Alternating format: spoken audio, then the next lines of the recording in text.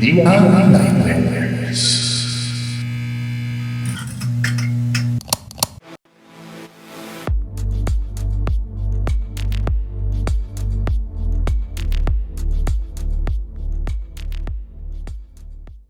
Welcome to Neon Nightmares. We're your hosts, Jillian, Berman. And Karlie, Takos. I grew up in Vegas, born and raised. Went to Argyle Gray, Hyde Park, Canyon Springs. We met at Hyde Park. Yes, we did. We go way back. I got into true crime from it was take your daughter to work day, and my dad took me to the old courthouse. He's an attorney. He's a civil attorney, though. He deals with contracts, not murders. But we went to this man's sentencing, and at this stage, it's the sentencing, so he's on the stand, like, making a plea to get a less harsh sentence. And it's this old man talking about how, like, he was cleaning his gun and then shot his wife, and I was far too young. How old do you think you were? I mean, I feel like it was probably like 5th grade or something. Like, it was... Good job, Brian. It was too young. Yeah, great parenting choice. But I feel like, yeah, that was my first taste of true crime. Yeah, and hey, everyone. So excited to be here. I'm Karlie, and I'm a 4th-generation Las Vegas native. I, too, spent a lot of time away from the city and just made my way back after being in Seattle and then Denver and now back here.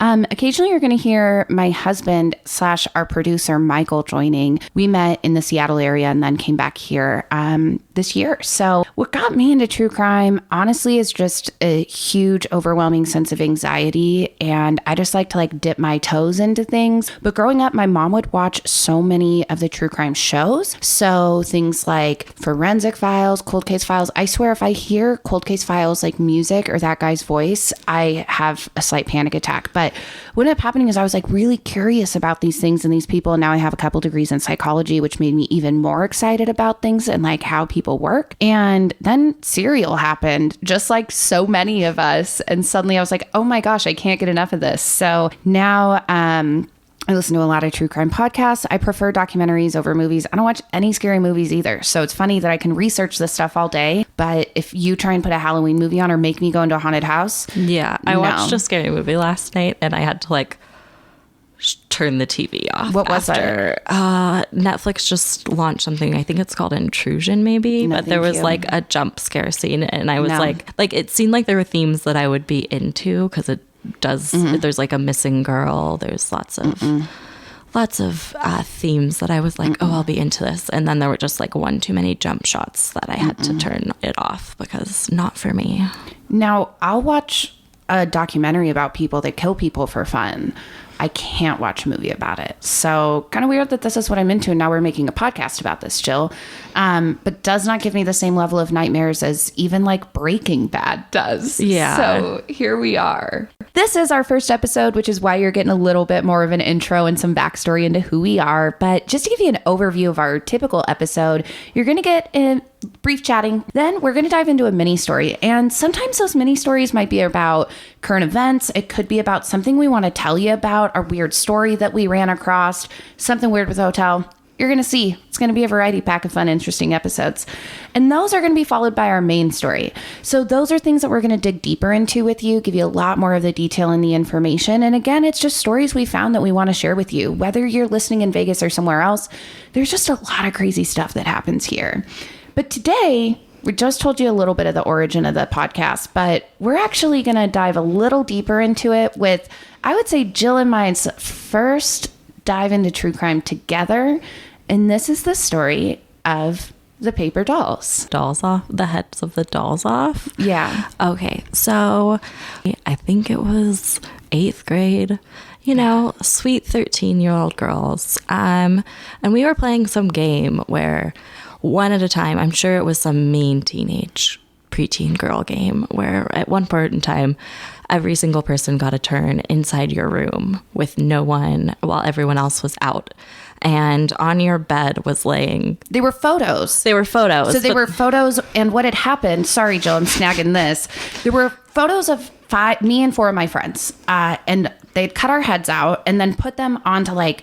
Their and bodies, they were but from magazines. Yes, they were like little magazine bodies. And they were attached to a little Like a pin picture board. board. Yeah, like a pin board. And like, and there were strings across yes. the pin board. So it was like one of those ones that you tuck pictures in. They're supposed to be super cute. So I think this was like a birthday or a Christmas gift for Something you. like that. And after we're all done, someone comes out and the heads have been cut off. The strings have been cut from this board.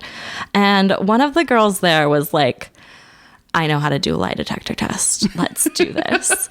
And I have just always had this terrible guilty conscience. Like someone next to me can do something and I feel terrible about it. Yeah. So all of a sudden my heart's like beating a million. And it's discovered, we all sit around in a room. This person goes around to each girl that's there and like holds their wrist to determine who's lying. And she like confers with you and like definitely nailed it on me. The fact that we didn't talk about this for 30 years. Yeah. Or not quite 30, but about 20. yeah. And your mom brought it up and she was like, what's the deal with the doll heads? And I was like, I assume you clearly understand that I did not do that, or else we would not have had a friendship for as long as we have. And your mom was just like, but whom? Yeah. So here's the thing. Frankly, I don't have a ton of memories of this entire night besides that happening and being really upset about it because somebody had gone in and like messed with my photos or whatever. But I really don't have like, you have way more memories. I completely forgot about this like lie detector test part. Well, I don't remember like any the of that. person who was on the blame. Yeah, well, for sure. So you're going to remember more, and I'm remembering the parts that just made me sad.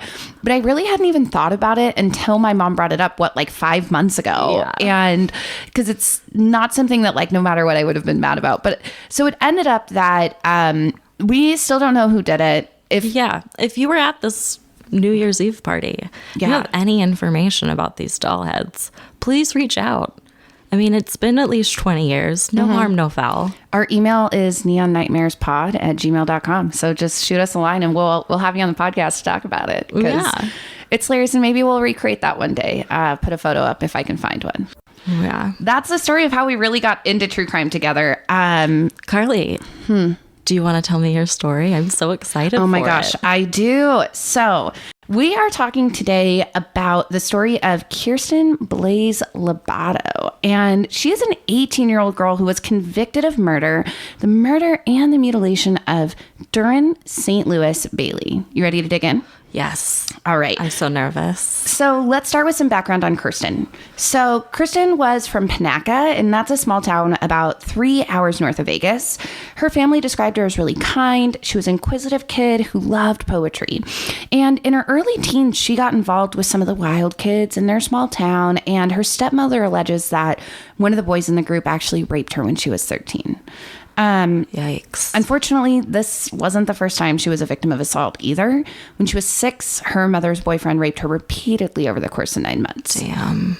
Yeah. So she's left super depressed, right? And kind of looking to soothe her pain, she began occasionally using meth. And that was actually something her father and stepmother also used when things got really tough for them. So lots of different types of coping strategies in the family. And now, due to depression and bullying, she ended up leaving the typical high school and began attending the alternative school. And she graduated a year early at 17 in the year 2000. And after graduating, like so many young people, she wanted to start a new life in the big city. And she packed her car and drove to Vegas. Frankly, calling Vegas a big city is hilarious to me, but hey, compared to Panaca, it totally is. I've honestly never heard of Panaca, so yeah, big city. There are lots of weird small towns in northern Nevada. Not saying Panaca is weird, but there are so many tiny towns up there.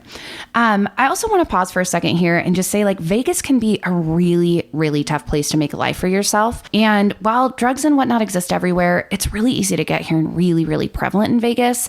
You can really just get whatever you want whenever you want. And so, you know, I can't imagine moving here when I was 17 by myself and trying to navigate this place all alone. So once Kirstin arrived, her meth addiction really took over. So she was spending a ton of time partying. She's not sleeping hardly at all, right?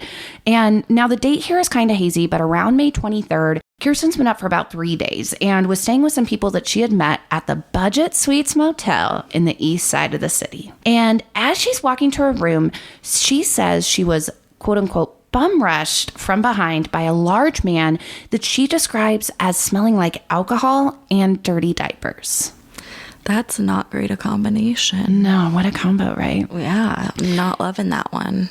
So Kirstin, she's 100 pounds, right? 17, 18 years old, 100-pound woman. She's pushed to the ground by this man who lifts up her skirt, moves her panties to the side, and while she's crying and pleading for him to stop, she slaps her and he says, "Shut up, bitch." And even with his weight pushing down on her, she manages to reach into her back pocket and find the butterfly knife her dad had given her when she was moving to Vegas. I love a dad that's concerned about safety. I also love a girl that knows how to use a butterfly knife because this one does not. Yes. Now, as crazy as this has been so far, this is where things actually get really wild. Yeah. So as he held her down, she actually opens the knife, grabs his groin, and slashes him in the wiener. Ooh, ouch. That's right. She literally tries to cut his dick off. Go for it, girl. Yeah. Go for where you'll make an impact. Tries to cut his dick off. So he jumps off of her. He's crying on the ground. She runs to her car.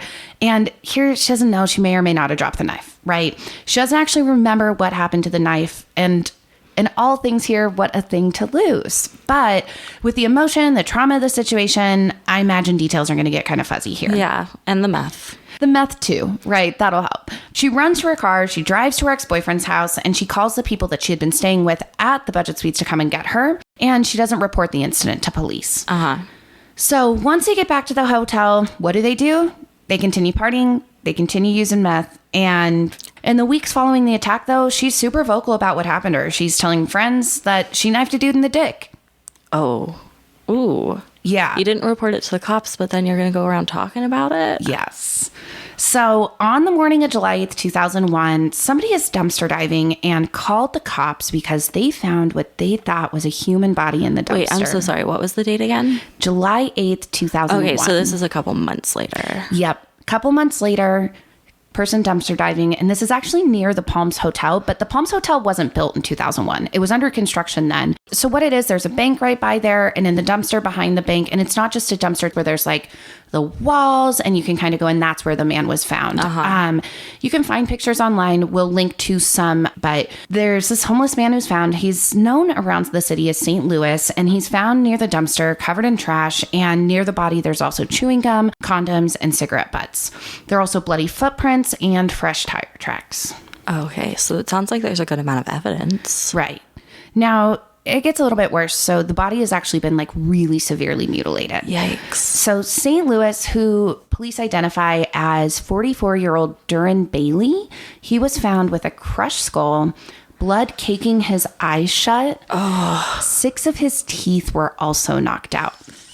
He was stabbed in the abdomen several times, and he had defensive wounds on his arms and other serious injuries to his neck, hands, face, and a severed artery. Yikes. It's a lot of damage. A lot. And I'm not even done yet. Oh, goodness. So the cause of death was officially determined to be blunt head trauma. But among these injuries, there were a few more, like I said. So there were slashes to his anus, and wouldn't you know it, his penis had been cut off at the base. Oh, my goodness. In addition to the missing penis and the sliced anus, semen was found in and around his anus, and his groin was actually wrapped in plastic. Okay, Kirstin doesn't have a penis. No, she doesn't. The man who was found murdered had one very similar injury to the man who attacked her. There was this woman named Diane Parker who was living in the apartments across from where St. Louis was found, and she went to the crime scene while it was still being processed. She said that a week prior, she had been violently raped by a man and thought it might have been the same person that they found. Interestingly, Diane and St. Louis actually had a pretty intimate past. So Diane would sometimes exchange sex for crack cocaine, but she said this one time was not consensual.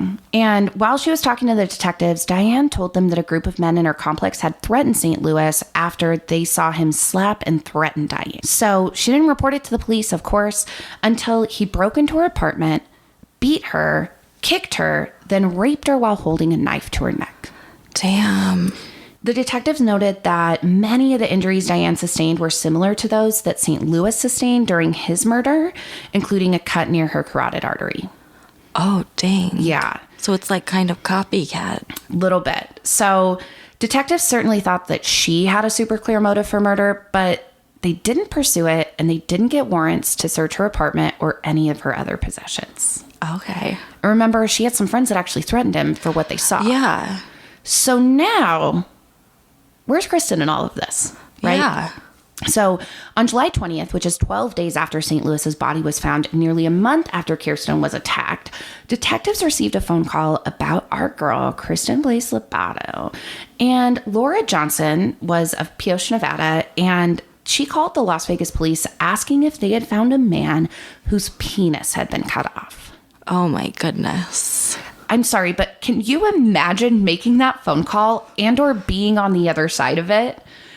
Do you happen to know anybody who's missing a wiener? And they're like, shit, we have 2 people. Actually, there's a surplus of men missing wieners right now. So anyways, July 20th, they get this phone call. Detectives from the case head up to Pioche to talk to Laura. She said that her teacher friend Dixie had heard a story from her former student, and that student happened to be Kirstin. Kirstin told her of being attacked by a man and cutting off his penis to defend herself. She relayed that conversation and suggested that the detectives do not go directly to Dixie, as she might want to warn Kirstin about that investigation. Oh, okay.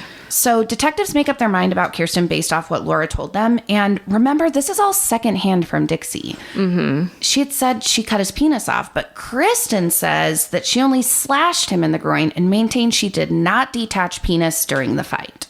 I mean, I feel like she would know. Now, on July 20th at 5:55 p.m., detectives arrive at Kirstin's house and begin interrogating her.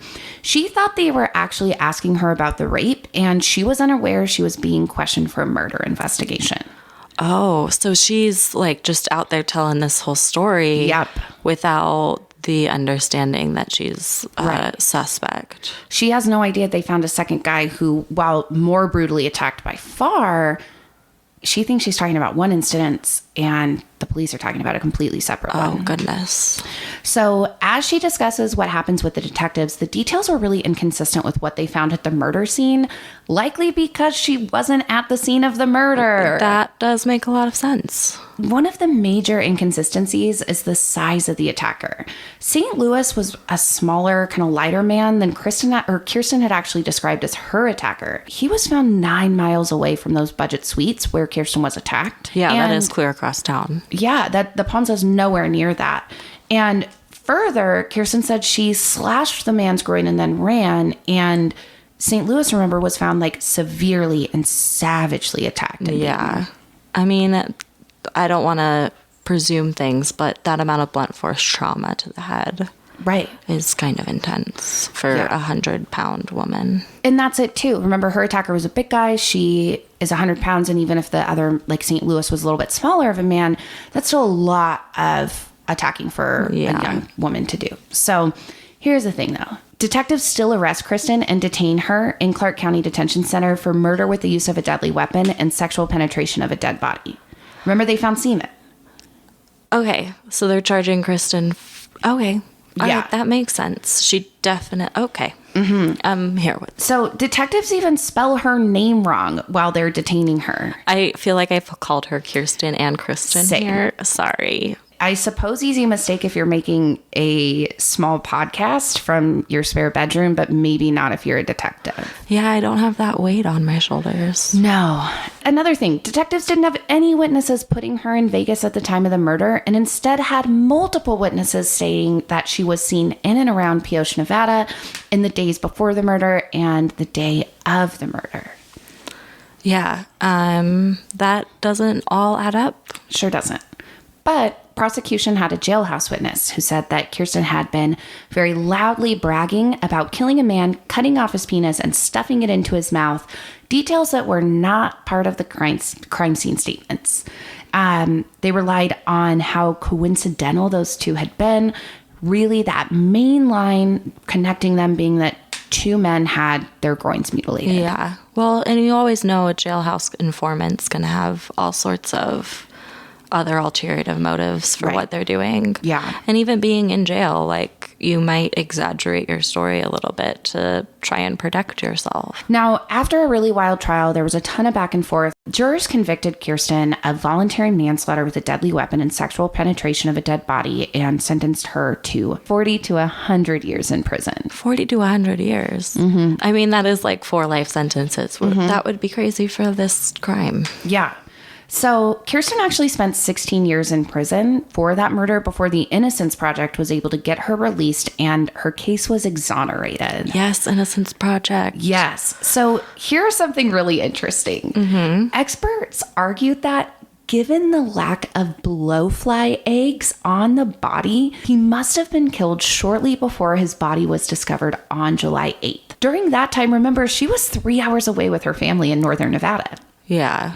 So finally, after 16 years, Kirstin was free from the murder that she maintained she had nothing to do with simply because of blowfly eggs. Yeah, I mean, I feel like that makes sense. I feel like there's so many things from an autopsy that you would be able to tell if that wound had happened more recently or was... I mean, it had been 3 months, so there would have been a significant amount of healing or whatever to that region. I am surprised this person also didn't go seek medical attention for his groin, the first man. That is a crazy story. I'm glad that she was eventually let go. And on our site, we're actually going to post more information about the trial and about the Innocence Project because they're doing really amazing work for people like her. The other thing to note, just like you said, there are a ton of errors and inconsistencies with Kirstin's investigation and her conviction, especially because they just drew a line because of 2 slightly similar injuries that actually had no consistencies whatsoever. Yeah. Before we move on, who killed St. Louis? The don't man that was know. found near the Palms construction site. Yeah, I feel like if it was Diane, if she had already had people who had like threatened him on her behalf, that seems like the more likely situation for me. I mean, it's so rare that, you're murdered by someone you don't have a relationship with. I feel like there's definitely got to be, and especially how brutal it was. I feel like it was definitely probably payback for Diane. Diane Parker, the woman who you're talking about who said she was raped by St. Louis, she actually passed away in 2018. Okay. But her boyfriend signed a statement saying that he believed those friends may have been involved with the death of St. Louis. Investigators did say that that murder was consistent with a revenge killing, so it very well could have been that. We have no other information on the man that attacked Kirstin, who she slashed with a butterfly knife. But that's all we have, folks.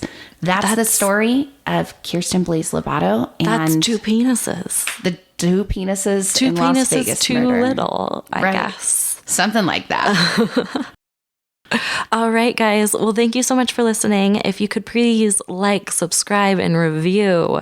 And we'll see you next week where I give you the story of a crazy robbery. Sweet dreams, Sin City. We'll see you next week.